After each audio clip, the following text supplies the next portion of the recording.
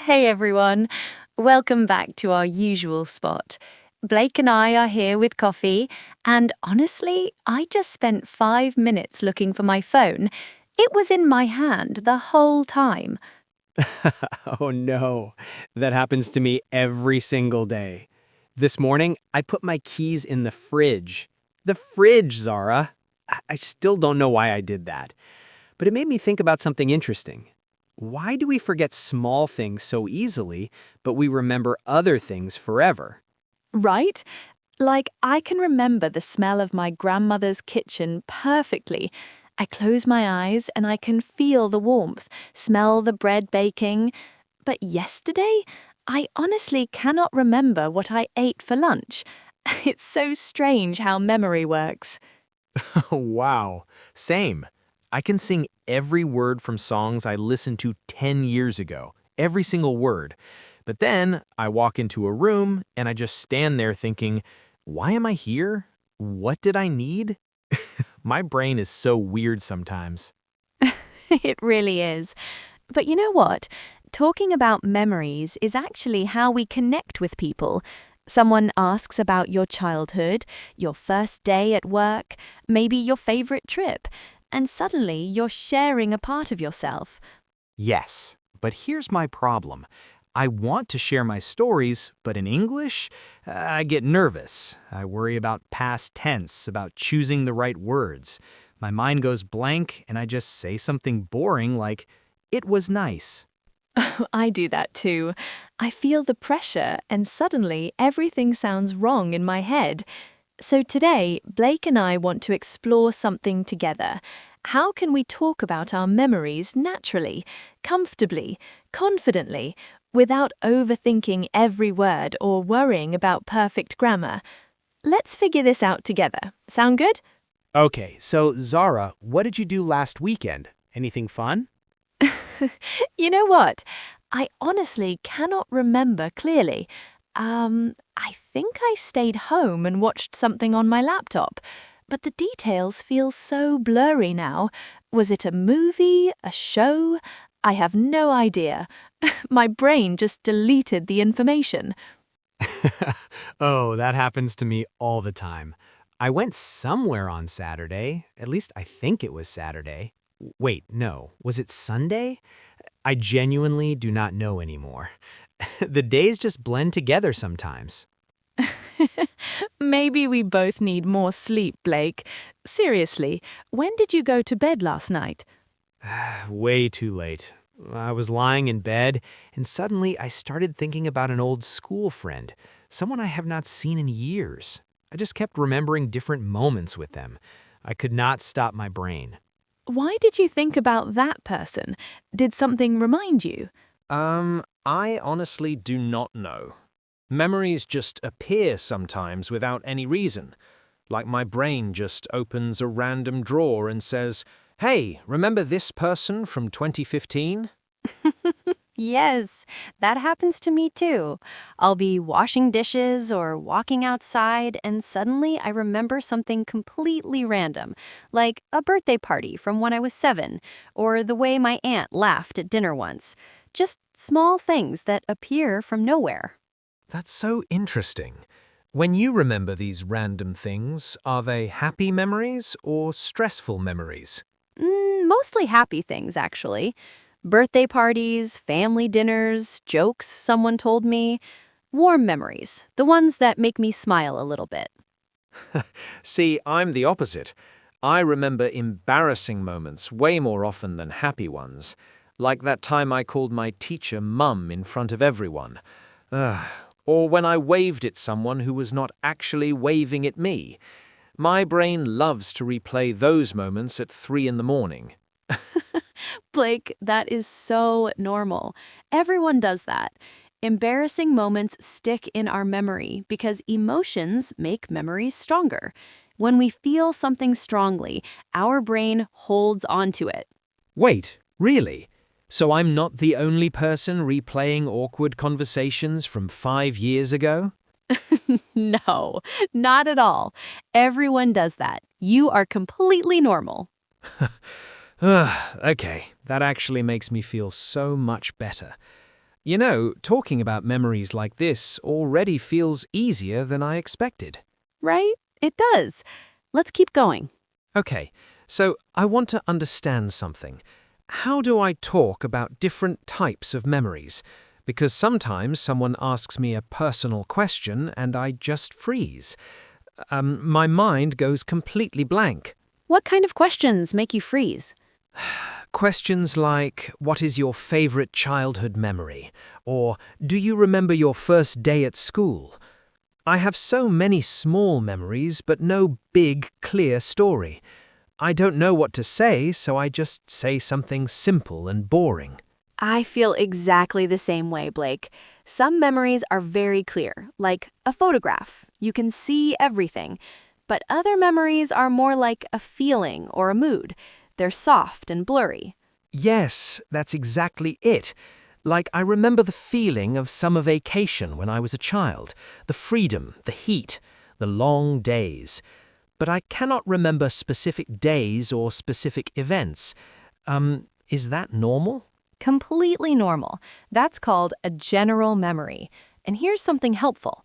When we talk about memories, we can describe feelings, smells, sounds, or even colors. We don't always need to describe events like a story. Wait, really? I never thought about describing a memory using senses. That feels so much easier. It is easier. For example, I remember my grandmother's house mostly through the smell of bread baking and the sound of her voice humming in the kitchen. I can't remember every conversation we had, but those sensory details stay with me forever. Zara, that's beautiful. Let me think. I remember the sound of rain on the roof when I was a teenager.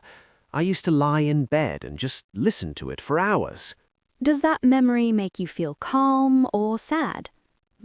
Both, actually. I remember making me feel both. That's kind of surprising to me. That's completely okay, Blake. Memories can hold more than one emotion at the same time. They're complicated, just like we are. Okay, so here's my next question. How do I answer when someone says, "Tell me about a happy memory"? Where do I even start? Start simple. You can say something like, I remember when I was younger, or one time I felt really happy was when... Just a simple opening sentence. I remember when I was younger. One time I felt really happy was when... Okay, I like those. Good. And after the opening sentence, you can add small details. Who was there? Where were you? What happened? You don't need to explain everything, just one or two details. Okay, let me try. I remember when I was younger, I went to the beach with my family. How was that? That was perfect. That's a great start, Blake. Now tell me, what do you remember most about that day? I remember my sister laughing and the water being very, very cold. I didn't want to go in, but she pulled me. See, you just shared a memory naturally. You didn't overthink it, you just described what you remembered, and it felt real. Wow, that actually was easy once I started. I didn't even notice I was doing it. Exactly. Memories don't need to be dramatic or exciting. They just need to be real. Honest. Yours. That makes me feel so much better. Okay, so now I have a question for you. Do you ever mix up memories or remember things incorrectly? Oh yes, all the time. I once told a story about a camping trip and my brother stopped me. He said, "Blake, that never happened that way." I was so confused because in my head it felt so real. That is so common. Our brains fill in missing details. Sometimes we create false connections between things that happened at different times. Memory is messy. Why does that happen? Why does my brain lie to me? It's not exactly lying. Memory is not like a video recording. Every time we remember something, our brain reconstructs it, and sometimes it adds details or changes small things. That's so strange, but also kind of interesting. I think it makes me feel less worried about getting details wrong when I talk about the past. That's a great way to think about it. Even if some details are incorrect, the feeling of the memory is usually true. The emotion is real. Do other people also struggle to remember names or dates from the past? Because I can never remember exact years. Absolutely. Everyone struggles with that. And here's the good news. When we talk about memories, we can use general time expressions instead of exact dates. We don't need to be specific. Like what? Like a few years ago, when I was a child, last summer, or a long time ago. Simple phrases that give a sense of time without pressure. Oh, that's so much easier. I always stress about whether something happened in 2018 or 2019. But honestly, who cares? The story is the same either way. Exactly. Being specific is not always necessary. What matters is sharing the experience and the emotion. That's what people actually care about. Okay, now I have a question for you. What is your clearest memory? Let me think. I remember the first time I tasted mango as a child. I was maybe 5 years old. My mother cut it into pieces and gave me one. It was so sweet and surprising. I had never tasted anything like it before. My mother laughed at my reaction because my eyes went so wide. Wow. I can almost imagine that moment. The surprise, the sweetness, your mum laughing. Thank you, Blake. That's the power of describing memories with small, honest details. People can feel them. Okay, so I've been thinking about something else. How do I talk about sad or difficult memories without making the conversation too heavy? That's a thoughtful question. I think it's okay to share difficult memories if you feel comfortable, but you can also keep them brief and focus on what you learned or how you moved forward. You don't have to explain everything. That makes sense. I sometimes want to talk about missing my grandfather, but I don't know how to start. I don't want to make people sad. You could say something like, I miss my grandfather sometimes. He taught me a lot. It's gentle and true. You're sharing without going too deep. I miss my grandfather sometimes. He taught me a lot. Yeah, that feels right. Memories of people we love never really leave us, Blake. They just change shape. Yeah, they do. Okay, let's shift a little bit. Blake, what do you remember from yesterday? Almost nothing. I remember drinking coffee in the morning and checking my phone, but the rest, total blur. Did I eat lunch? I don't know. That is so normal. Our brains do not store every detail from every day. We remember things that feel new, emotional, or important. Boring routines just fade away. So boring days just disappear from memory. Mostly, yes, unless something small and unexpected happens.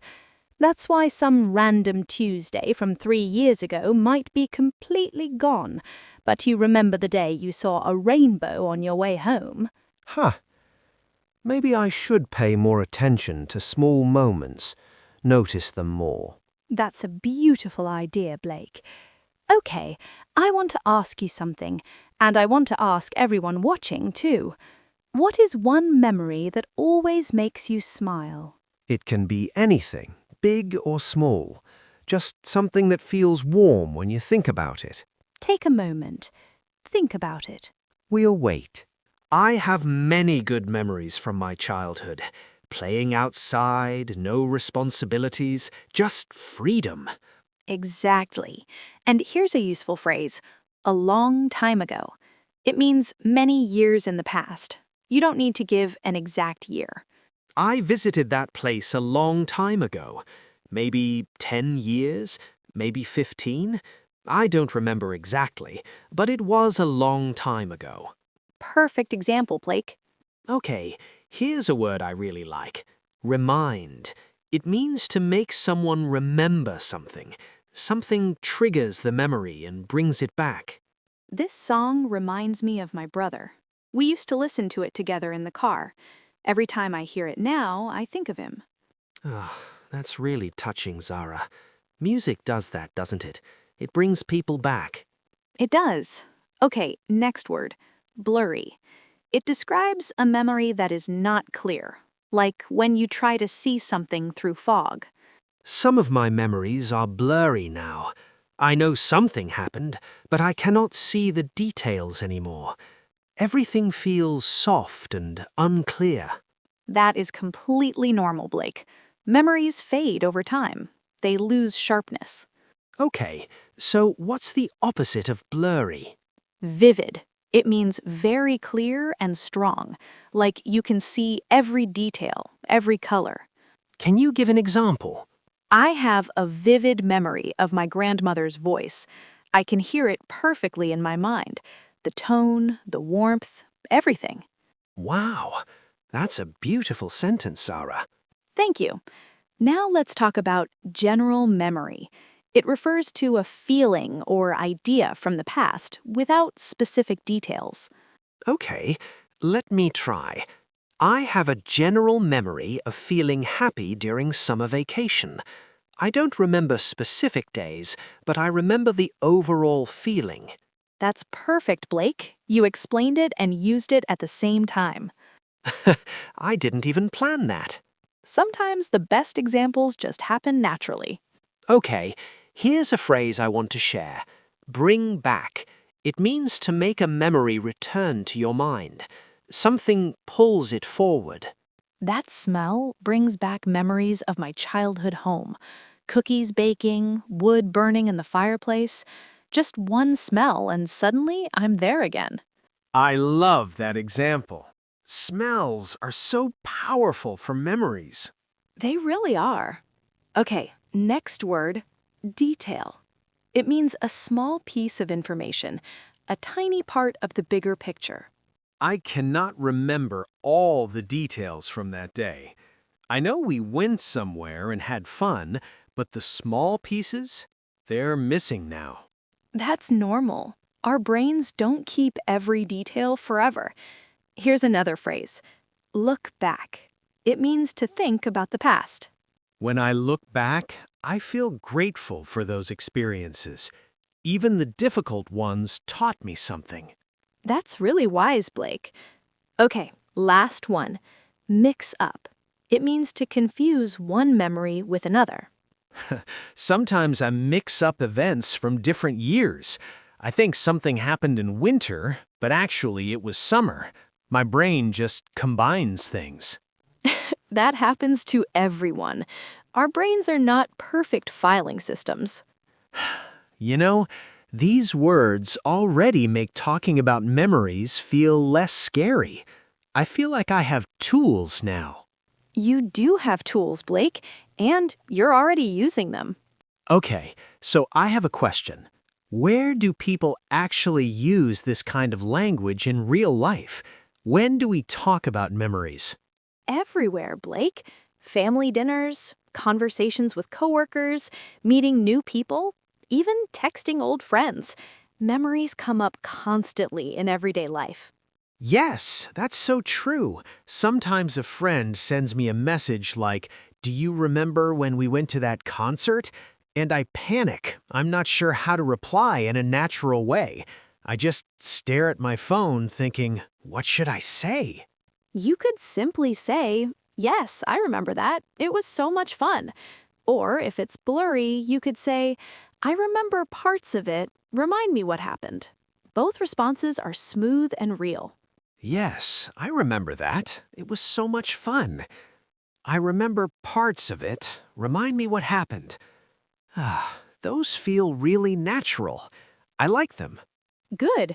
Now imagine this scenario. You're at work and someone asks about your weekend. You want to share a small memory without going too deep. What would I say? You could say something like, "I went hiking and it reminded me of trips I took as a kid." Simple, warm, natural.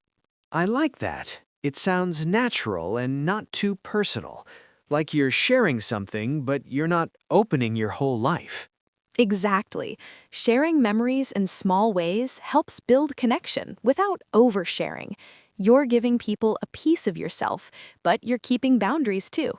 I sometimes worry about talking too much or too little. I never know where the line is. Starting with 1 or 2 sentences is always safe, Blake. And here's the thing. People will ask more questions if they want to know more. You don't have to guess. They'll guide you. That actually makes me feel better. Okay, so what about family gatherings? My relatives always ask me things like, "Do you remember your uncle's wedding?" Or, "What do you remember about grandma's cooking?" Oh, these questions used to stress me out so much. Why did they stress you out? I felt pressure to remember everything perfectly, like I was supposed to have this clear, detailed answer ready. And when I couldn't remember, I felt like I was disappointing them. Blake, you can always respond honestly. You could say, "I remember it was a beautiful day," or "I remember her food always smelled amazing." You're not giving every detail, but you're sharing something real. I remember it was a beautiful day. I remember her food always smelled amazing. Yeah, those feel honest and warm without needing perfect details. That's exactly the point. Memories don't need to be complete to be meaningful. I really needed to hear that. Okay, let's shift a little bit. What about meeting new people? When you meet someone new, they often ask about your hometown, your school years, or your first job. Those questions feel like tests sometimes, like they're evaluating me based on my answer. I understand why it feels that way, but they're really just ways to know you better. They want to understand who you are. You can answer with simple memory fragments. Like what? I grew up in a small town. I remember riding my bike everywhere. Or, my first job was at a cafe. I remember feeling nervous on my first day. Simple, honest, human. Those answers sound confident and natural. They don't feel forced. That's because they focus on feelings and small images, not long, complicated stories. You're painting a picture, not writing a book. Okay, but what happens if someone asks about a memory I cannot recall? Like they mention something specific and I have no idea what they're talking about. What do I do then? It's completely okay to say, "I do not remember that clearly," or "My memory of that is a bit blurry."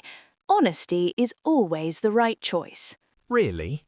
I thought saying, "I do not remember" was rude, like I wasn't paying attention or I didn't care.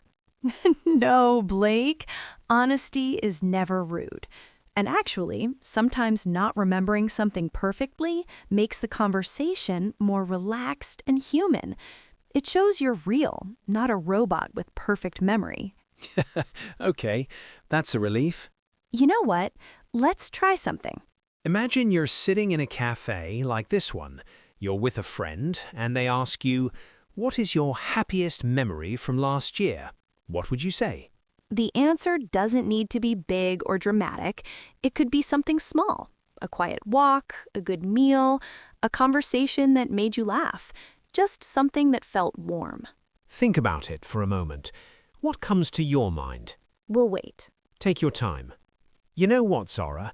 I feel like we covered so much today, but it didn't feel heavy at all. I feel the same way. We talked about how memories can be clear or blurry, big or small, happy or bittersweet. All of it is normal. All of it is okay. And we explored how to describe memories using senses: sound, smell, feeling, not just listing events like a boring timeline. Exactly. We also practiced simple phrases for starting a memory story, like, "I remember when I was younger," or "One time I felt really happy." Just gentle openings that don't feel forced. Those phrases already feel natural to me now. I think I'll actually use them in real conversations. I hope you do. And remember, we talked about being honest when you cannot remember something perfectly. That honesty makes conversations feel real and comfortable. Yes, I no longer feel pressure to remember every detail. It's okay to say, I don't remember that clearly. It doesn't make me a bad person or a bad storyteller. Not at all. We also talked about using general time expressions. A long time ago, when I was a child, last summer. No need to stress over exact dates. That makes storytelling so much easier. I don't have to dig through my brain looking for the year something happened. Exactly. I want to say something to everyone watching. If you can share even one small memory in English, you are already doing something powerful. You're connecting with people. You're sharing yourself. That's so true, Blake. Memories are personal, and every time you talk about one, you are letting someone see a piece of your life. That takes courage. And it doesn't matter if your memory is exciting or ordinary. What matters is that it is yours. It's real. It's honest. The next time someone asks you about your past, you will know how to answer with calm and confidence. You have the words now. You have the tools. I feel ready to talk about my memories now without overthinking. I really do. I feel the same way. Remembering is natural, and talking about memories should feel natural too. I hope everyone watching feels the same sense of readiness, because you're ready. You really are. Okay, I have a question for you, and I really want to know your answer. What is one smell or sound that always brings back a memory for you? It could be anything. Rain on the window, bread baking, a song from your childhood, just something that pulls you back to a moment. I really want to know because everyone's answer will be different and personal. Your memory is unique to you. Yes, and reading the comments always teaches me something new about people. I love hearing your stories. If this conversation helped you feel more comfortable talking about memories, you can support us by liking the video or subscribing. It really helps us create more conversations like this one.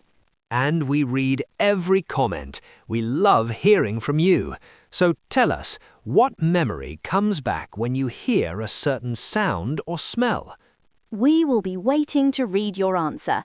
Thank you for being here today. See you soon.